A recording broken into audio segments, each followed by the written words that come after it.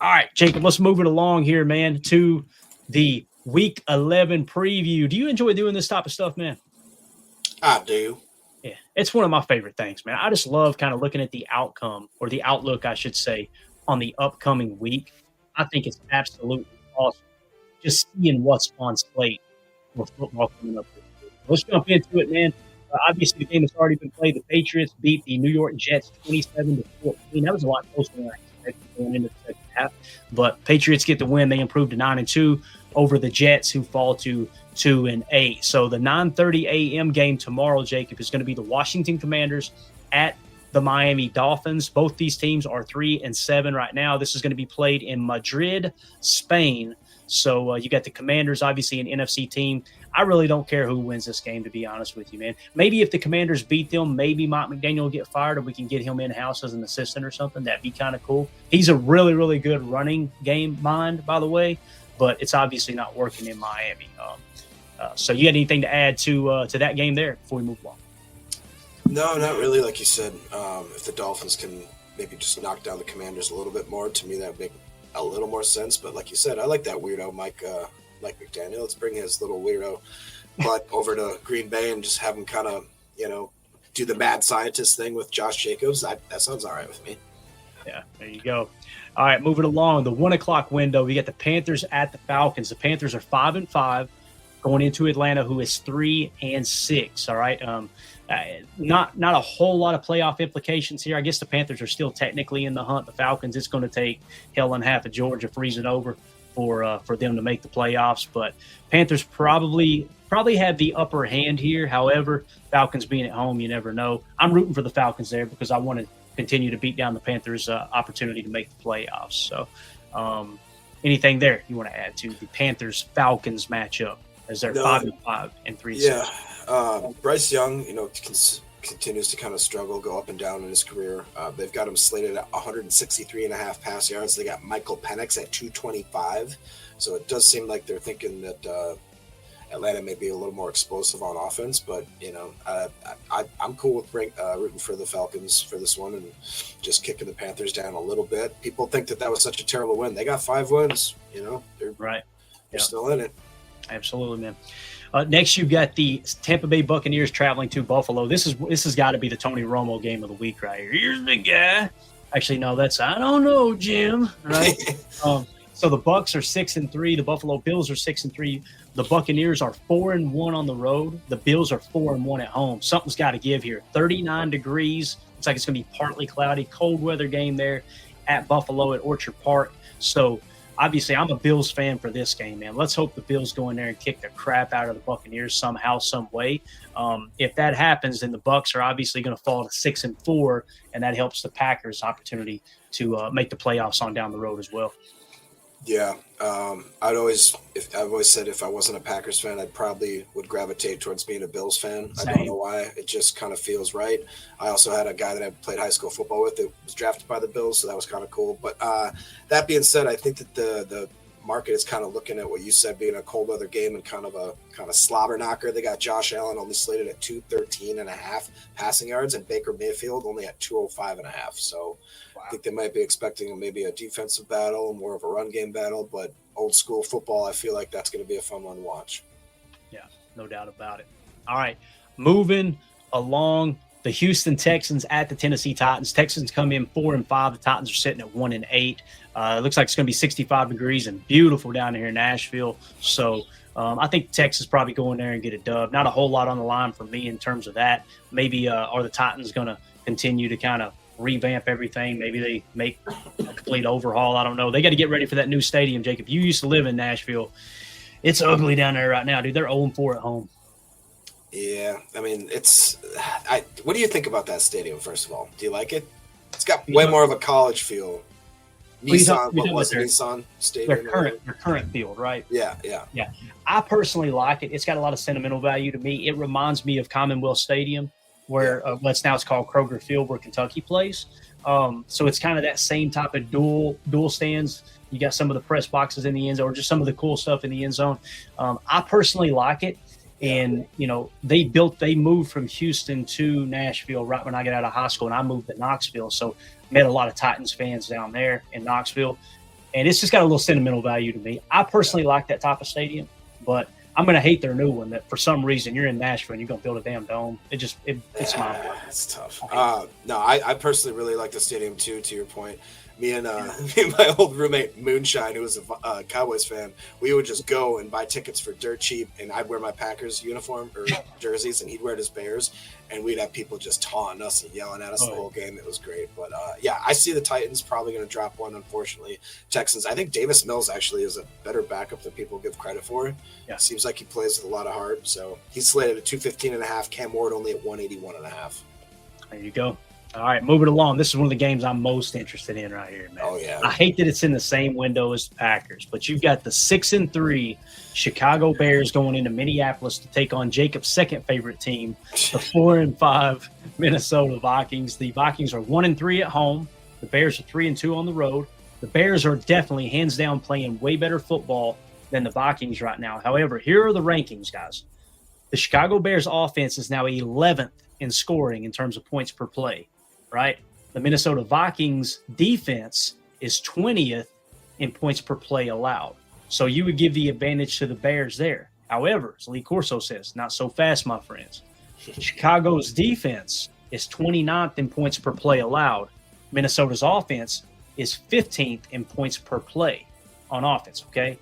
So you can kind of see where the strengths lie in each of these teams. With it being in Minneapolis, I'm going to give the edge to Minnesota 20-17 that they win that game. And if they do, all of a sudden, if the Packers take care of business against the Giants and the Lions drop to the Eagles on Sunday night, we'll talk about that in here in a minute. All of a sudden, the Packers are back in first place in the North, if I remember correctly. We'll double check that on the playoff simulator here in a second. But how do you feel about this Bears at Vikings? You think the Vikings can pull off a dub at home, man? Man, it feels like blasphemy for me to even admit that I want to see the Vikings win. You guys know how strongly I feel about my hate for that team, that city, the fact that I have to watch their local news channels when I am in Wisconsin and I pay Wisconsin taxes. That being said, I hope that they absolutely just go bear hunting.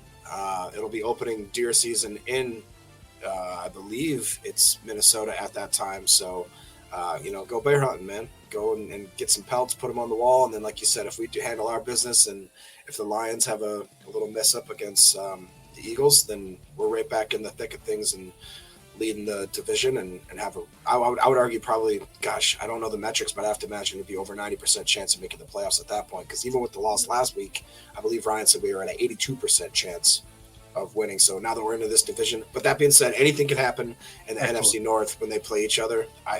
Who knows? But I really am unfortunately pulling for the Vikes. I just hate this as a 1:00 game because if it was a 4:00 game, as soon as we wrapped up our post game show, we'd jump right into just calling this game. This would be It'd be fun. So anyway, there you go. Bears at the Vikings, another game to watch. Now, of course, you got the Packers at the Giants. Packers 5-3-1. We're 2-1-1 on the road. The Giants are 2-8. They're 2-2 at home. We've broken that down pretty extensively. We'll just kind of move it along there. Bengals at the Steelers. The Bengals are 3-6. Steelers are 5-4 in Pittsburgh. 46 degrees and partly cloudy is the forecast. Another 1:00 window. I like the Steelers' chances there. Although there was rumors that Burrow might be getting close to coming back. I don't know if we've heard anything about that or not, Jake. Yeah, I know he was practicing, but I don't know. I feel it's kind of weird that they'd force him back that soon. But who knows? I'm not a doctor. I would probably. Aaron Rodgers is still playing good ball. I think they have the momentum. That's probably what I would go with, but not too sure about it. All right, it should be a fun one though, man. Anytime division rivals get together like that in the Northeast, or Northeast-ish, I should say. It is in Pittsburgh. Obviously, the Bengals are. Some people don't consider it Northeast, so out there in Cincinnati in the Ohio Valley, but that's going to be a fun game to watch. I think, man. Definitely pulling for the Steelers. Me personally, I'd love to see. I'm still holding out for Packers Steelers Super Bowl. I want to see Aaron Rodgers against Jordan Love for the Super Bowl thing. Must-see TV. Crazy, bro. That's crazy. Awesome. I think they're looking at this game being a high-scoring game. They got Flacco at 257.5 and Rodgers at 237.5. Man, that's going to be the Geritol Bowl there, man. With those two old cats, that's going to be absolutely awesome. Seriously, they're going to bring them both out on walkers. Just real easy, like. They got the Velcro shoes on. Yeah. Bates is saying that Burrow returned to practice on November 10th, so he's in that 21-day window to return to active. Thank you, Bates. Got it. Appreciate that, Bates. So probably not playing tomorrow, I can't imagine, right? So they just opened up the window. You never know, though, man. You never know. Macaulay Culkin's tough, man, once he grew up, right? So, or Kevin McAllister, I should say, sorry. Next in the 1 o'clock window on CBS, you've got the LA Chargers 7-3 traveling to Jacksonville Jaguars 5-4. I like the Chargers' chances of winning that game. They've been good on the road, 3-1 on the road this year. However, the Jaguars are 3-2 at home, 77 degrees and sunny down there in Jacksonville. I like the Chargers in this one, but we'll see how it goes. You never know, man. Funny things happen on the road like that when you have to travel across the country. Yeah, I think the Chargers are kind of been a hit and miss team, but they still have a great record. I think they know how to put it together. Herbert's slated at 254.5, so they feel like that he's going to be able to move the ball around pretty well, it looks like. And then Trevor Lawrence at 169.5. Nice.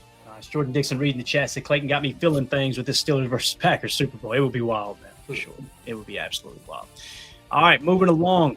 Let's start the 4 o'clock window. The Seahawks at the Rams, Jacob. This is going to be a damn doozy right here, dude. The Seahawks 7-2. They're 4-0 on the road. The Rams 7-2, same division, right? And they're 3-1 at home. Something's got to give here. This is going to be absolutely awesome. The Seahawks defense is humming. Sam Darnold's been playing good football. Sean McVay's got the LA Rams playing good football. Their defense is nothing to overlook as well. This is one we're going to keep our eye on in that 4 o'clock window. As we go live for our PTA post-game show immediately following the Packers game, we'll be keeping a close eye on this one because there are playoff implications on the line here. Yeah, that might be a fun one to call. They're expecting, it looks like, a high-flying affair here because Matthew Stafford is slated at 270.5, Sam Darnold 251.5. And I mean, it makes sense. Those are some potent offenses, some very talented defenses. That's going to be a fun one right there. That's got to be the game of the week, right? Yeah. Absolutely, man. It's going to be, that's got to be, who would it be that calls that game? That would be Aikman and Buck. Oh. No. They're with ESPN now. Remember, this would be right. Tom Brady. Tom Brady, man, you get him on a podcast, you get him talking ball. I could listen to it all day long. You get him on a telecast, and it's like, I don't know what to do with my hands. I don't know what. I just don't understand. The only thing I can come up with is the production crew at Fox are trying to give him advice on what to do. Just shut the hell up and let the Is he with Tirico? Who is he with? I can't even remember. He is with, I can't remember his name. Is it Tom Brenneman maybe? Somebody like that. I could be wrong.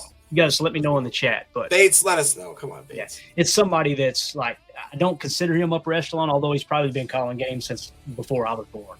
I like Kenny Albert. Burkhardt. There it is. Thank you, Timmy.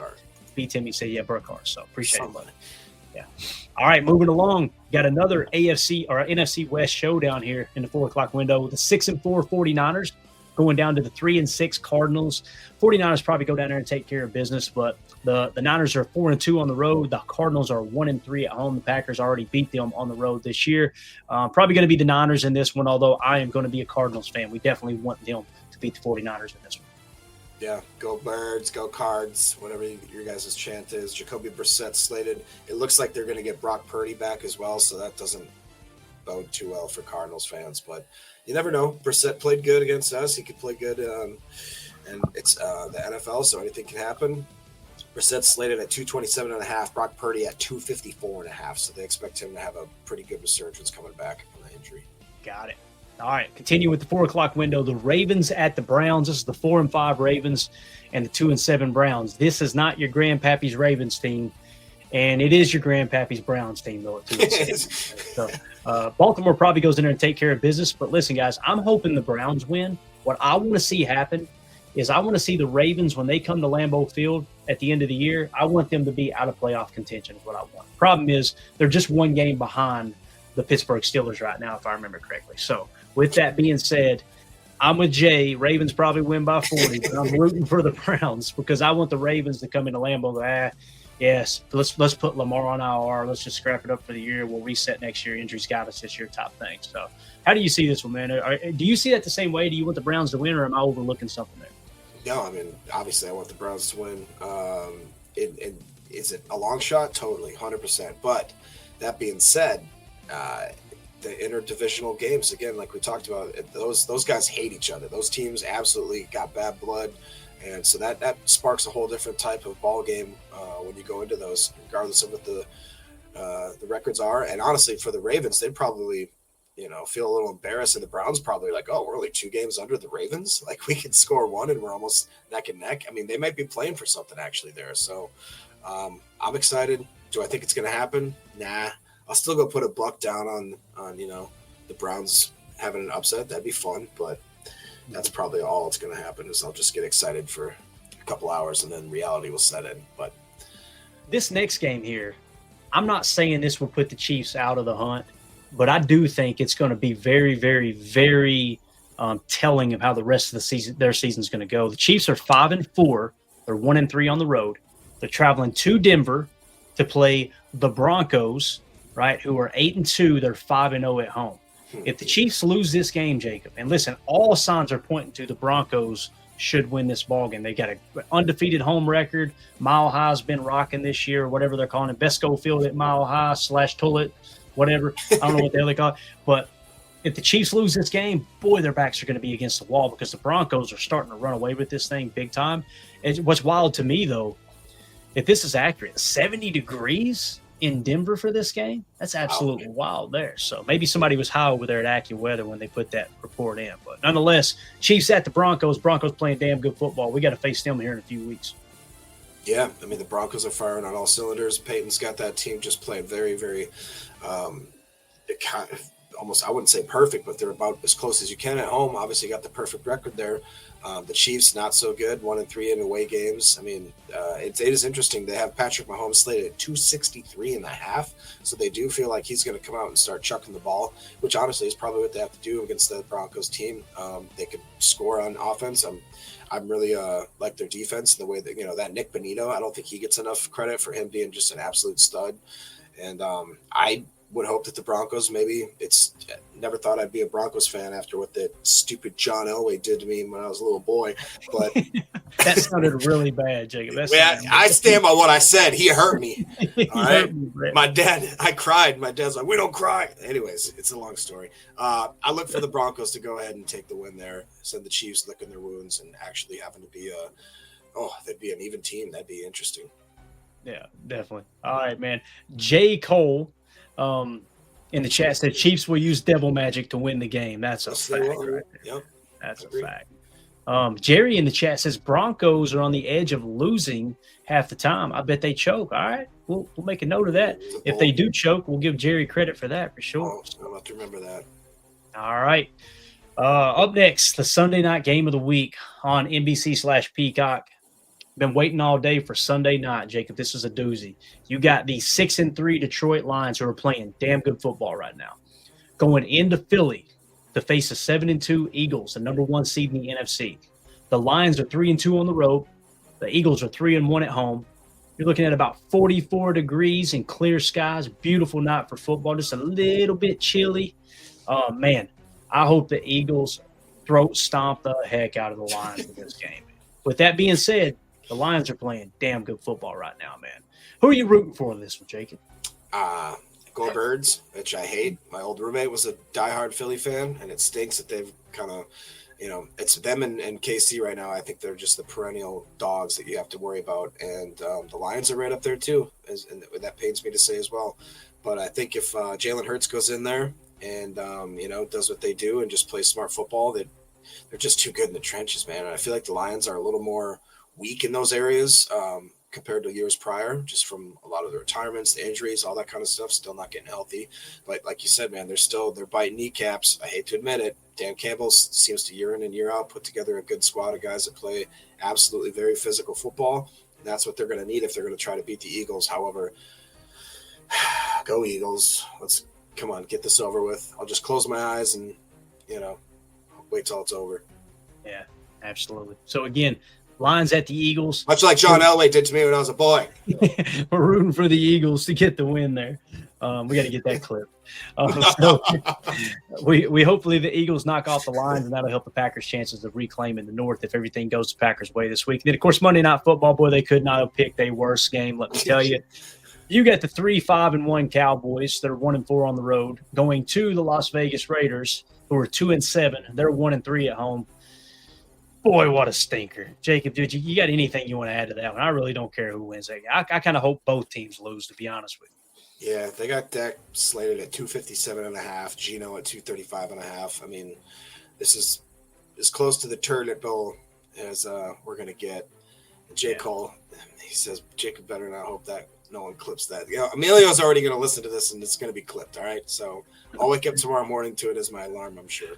And as Jen Wright says, another toilet bowl. This is the toilet bowl of the week, isn't it, Jen?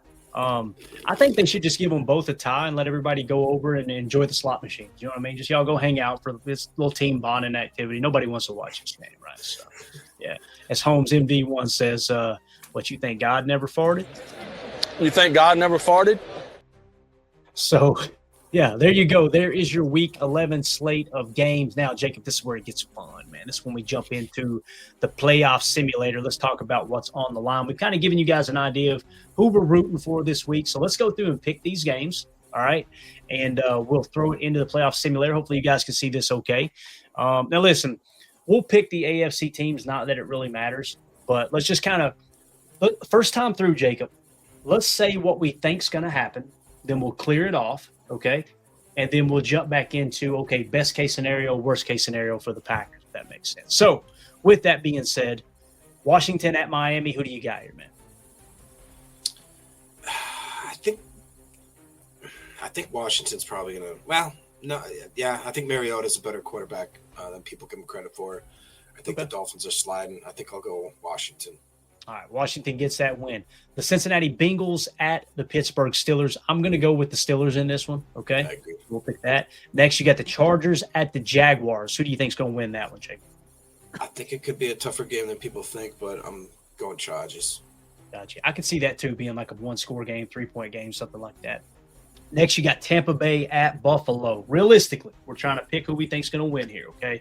Who do you think has the upper hand? Obviously, it's being played in Orchard Park. Who would you go with there?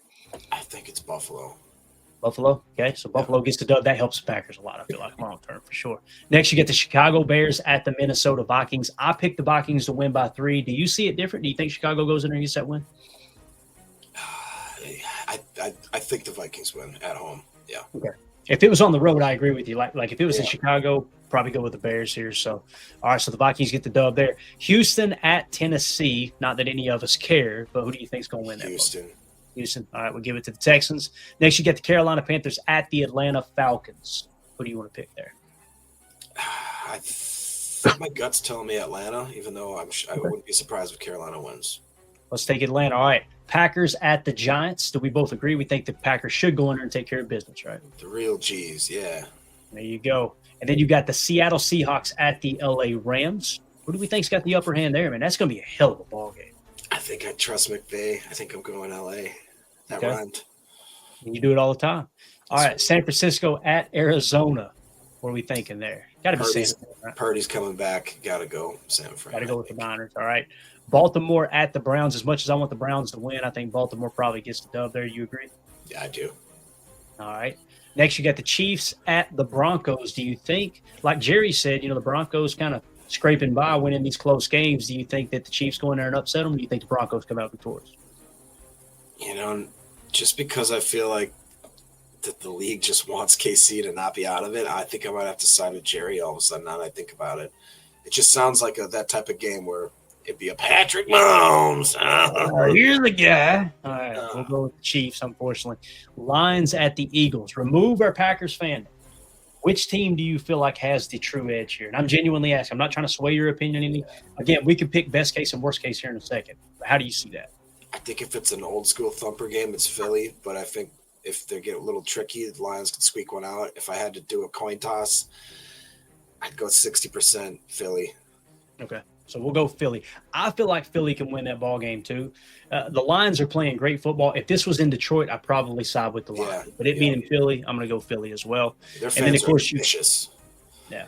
And then you got the Cowboys at the Raiders. Who cares, right? Let's say Raiders just so they can both look even suckier, right? So there you go. So if all of that unfolds, and again, that was us, what our prediction would be on which teams are going to win. I promise you we did not hit on 100% of those. I promise you. We'd be lucky if we hit on 50%. That's the league, right? But here's how the playoffs would shake out.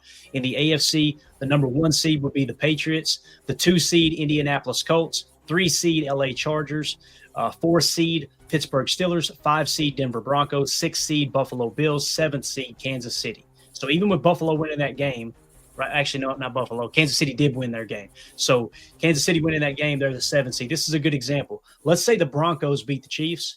All of a sudden, the Chiefs are out of the playoffs. Ooh, so you can kind of see what's on the line there, right? And also, if the Broncos win that game and everything unfolds the way we just said, the Patriots are the 1 seed. If the Broncos lose, if they win, they're the 1 seed, and the Patriots are now the 2 seed. You're starting to see how everything's starting to unfold. Really, really cool. We did say Chiefs, so we'll flip back. All right, now, with all that being said, let's say I think we actually picked best case scenario of how we think this week's going to go, right? Philly beating – this is just strictly NFC North, right? So Philly is the number 1 seed if everything falls the way we just said. The number 2 seed is the LA Chargers. The number 3 seed is your horrible, fire everybody Green Bay Packers, okay? And NFC North leading Green Bay Packers. The number 4 seed would be the Tampa Bay Buccaneers. The 5 seed would be the Seattle Seahawks. The 6th seed would be San Francisco. The 7th seed would be the Detroit Lions. And the Bears are officially out of the playoffs as of that moment, okay? So with that being said, that's best case scenario and what we thought probably would happen. Okay. Now let's go back and go worst case scenario. Okay. Let's say that the Bears beat the Vikings. Just that game alone, their Bears beat the Vikings. Everything stays the same. Now the Bears are the NFC North lead, but the Packers are still the 6th seed. See what I'm saying? So we actually moved up a seed if that were to occur. Now, let's say the Lions actually beat the Eagles, all right, on Sunday Night Football, and the Packers still beat the Giants. Now what you've got is the LA Rams are the 1 seed. The Lions are now the number 2 seed, leading the NFC North. Eagles 3 seed. Tampa Bay Buccaneers 4 seed. The Bears would be the 5th seed. The Eagles would be the 6th seed. And the Packers would be the 7th seed. Moral of the story, the Packers go out and take care of business and beat the Giants. And everything else goes wrong, the Packers are still the 7th seed. See what I'm saying? So you're still in the playoffs there. Now, if the Packers were to lose to the Giants and the Bears win and the Lions win, the Packers are out of the playoffs officially, okay? And now the Bears are the 5 seed, the Lions are the 2 seed, and I think the 49ers sneak in as the 7th seed. That makes sense. So that's what we think will happen.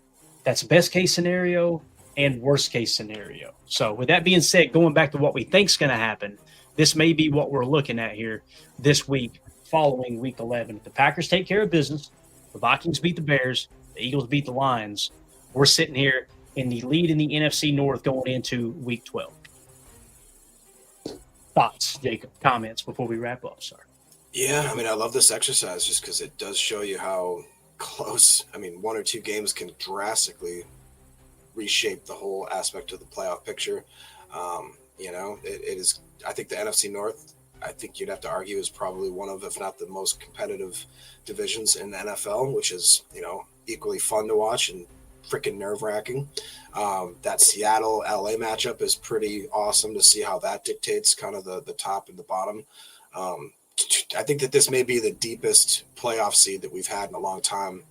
As far as the NFC goes, for sure, there is just really competitive teams that on any given Sunday, who knows the outcome. And it's a little more dominant, I think, over in the AFC as far as what that playoff picture looks like, and a little more top heavy. But still, even then, if you're telling me that the 7th seed is going to be Kansas City, that's scary. You know what I mean? So it's a very, very interesting playoff escape that we're getting into for this year, and I'm just excited. Yeah. And overall, just the fact that Packers fans need to relax. I'm sorry, you cut out there, Jacob. What'd you say, buddy? Just saying that Packer fans right now need to really pump the brakes on this absolute fire everyone. Matt LaFleur sucks. This guy sucks. Forget, we're ranked I agree. 3rd. Like, let's just chill. Yeah, everybody, RELAX. Let's do this. We got a couple minutes here, okay? We got about 7 minutes. Let's jump ahead to week 12. Let's leave that set the way we just had it, all right? So next week, let's just focus on the NFC North teams alone, okay? So coming into next week, week 12, we'd be the NFC North leading team and the number 3 seed. The Lions are the 7th seed. The Bears are out of the playoffs, okay? Now, the Pittsburgh Steelers travel to Chicago. Last I checked, Aaron Rodgers owns the Bears. Guys, the Bears defense is 29th in the league in points per play allowed. They have a horrible defense, right? But their offense is borderline top 10 all of a sudden, right? And it's mainly because of their running game. The running game is really, really come along nice under Ben Johnson. So How would you see that? The Pittsburgh Steelers going into Chicago. Jake, if it was anybody other than Aaron Rodgers playing quarterback, you're going to get your best version of Aaron going into Chicago, seeing that he's the self-proclaimed owner of the Chicago Bears franchise. Do you think Pittsburgh can win that game? I do. Yeah. Okay. I do. Let's do it. Let's click the Steelers to win that game. All right. And then let's go. We got Packers hosting the Minnesota Vikings. That's going to be a huge game, man. Look at Jacob Grinch. He just got sick of the stomach a little bit. I did. So let's say the Packers win that ball game. And then you get the Lions hosting the Giants, right?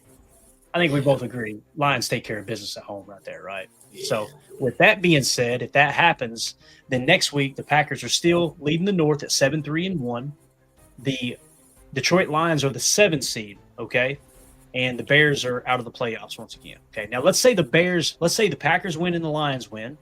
And let's say the Bears do knock off the Steelers. Okay. They're still out of the playoffs. See what I'm saying? So that's kind of what's on tap there. Now let's look at how the Packers could potentially climb up in the NFC rankings. We would be at 7-3-1. The Rams are above us in the 2 seed at 8-2. Remember that tie that everybody was so worried about, right? Watch this. If next week Tampa Bay goes in and beats the Rams on the road and we take care of business, nothing changed. Okay, so we're still at 7-3-1. We're still the 3 seed there, right? Now, let's say the Rams win that game and they kind of really pull away. The moral of the story is if Tampa knocks off the LA Rams next week and we take care of business like we think we can against the Vikings, if that happens, then what you're essentially looking at is we are this close to passing the LA Rams up as the number 2 seed. Guys, when you log on to Twitter and you listen to fans talk about this season, if you were to try to compare yourself, your Packers, to the LA Rams, you would get raked over the coals. Oh, this Packers team is horrible. The Rams are so much better. We're this close to passing them up in the number 2 seed. We're also this close to falling out of the playoffs, which is exactly what Jacob was saying and how close this NFC is. So any thoughts on all of that, Jacob? Can you click if Carolina were to beat San Francisco, what that does to the rankings? Absolutely. So if the Panthers beat the 49ers before the 49ers are the 6th seed, if that happens, the Niners are out of the playoffs and the Bears are now the number 7. Dude, wow. This is getting fun. It's getting good, dude. I'm telling you. And let's see who else we got in here. Seattle. Let's see who Seattle plays, right? Seahawks are on the road in Tennessee. No chance there, boys. I mean, they're going to take care of business down there in Tennessee. What if the Titans upset Seattle, though? Wouldn't that be hilarious? Let's give the Seattle Seahawks the win here, okay? Nothing changes for them. They're 8-3, and the Packers are still the 3 seed. They're the 5 seed, right? So that's what you're in position for. Now, what if Dallas were to beat Philly? If Dallas were, that's the division rival, right? If Dallas were to beat Philly, Philly's still the number 1 seed. They got room. They created some cushion. That win over the Packers was so huge, man. I mean, it sucks that the outcome turned out the way it did, but boy, oh boy. Let's say that the Eagles do beat the Cowboys. Now, let's look at the bad part here, Jacob. Let's say the Packers, everything we've already said, let's say the Packers lose to the Vikings.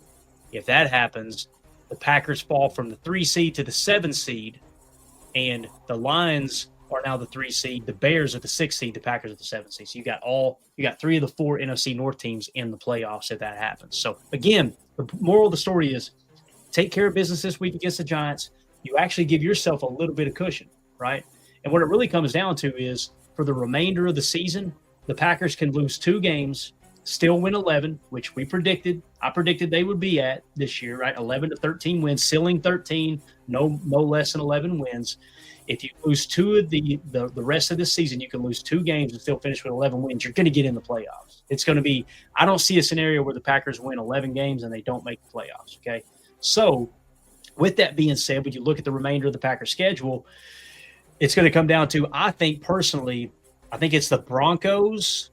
The Broncos, and there was another team too. Let me pull up the schedule real quick. I don't want to misspeak here. So you've got, for the remainder of the games, Giants, Vikings, Lions, Bears, Broncos, Bears, Ravens. There's 3 games there. You could lose any of these. You could lose every one of these games. I want to be very clear. Like the way this season's gone, you could lose out. You could also win out and finish with 13 wins. However, the 3 games I'm most concerned about are on the road in Detroit on a short week for Thanksgiving, on the road against a great Denver Broncos team, and then you got the Ravens at home.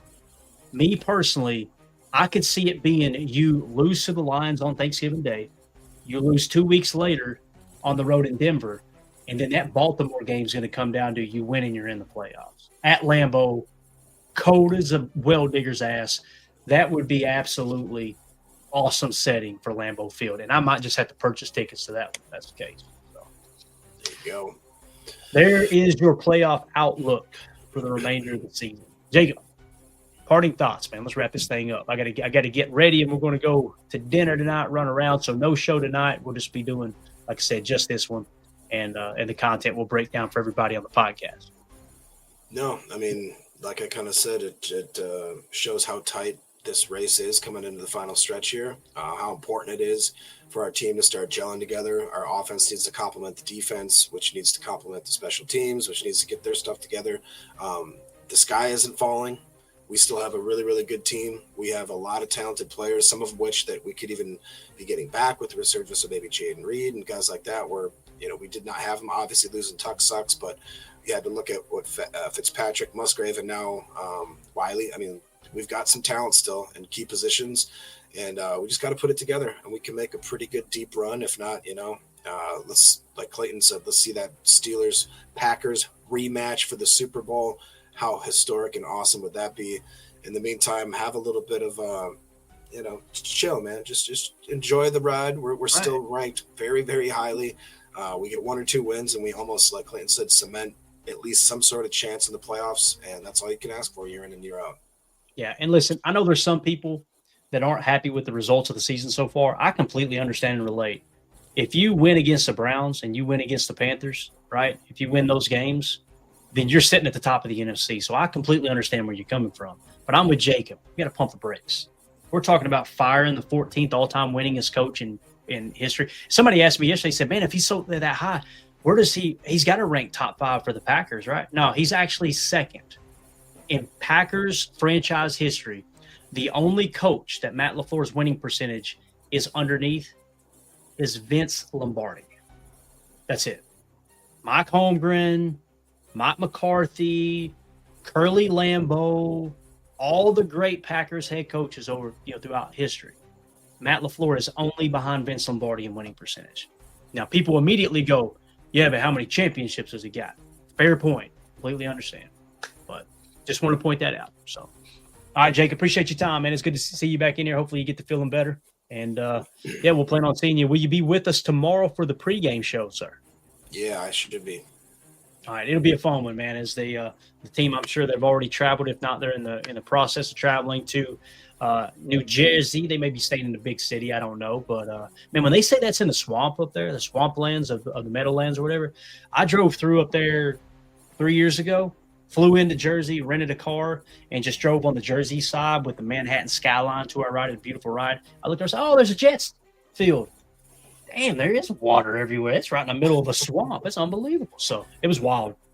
So anyway, that's where they're at.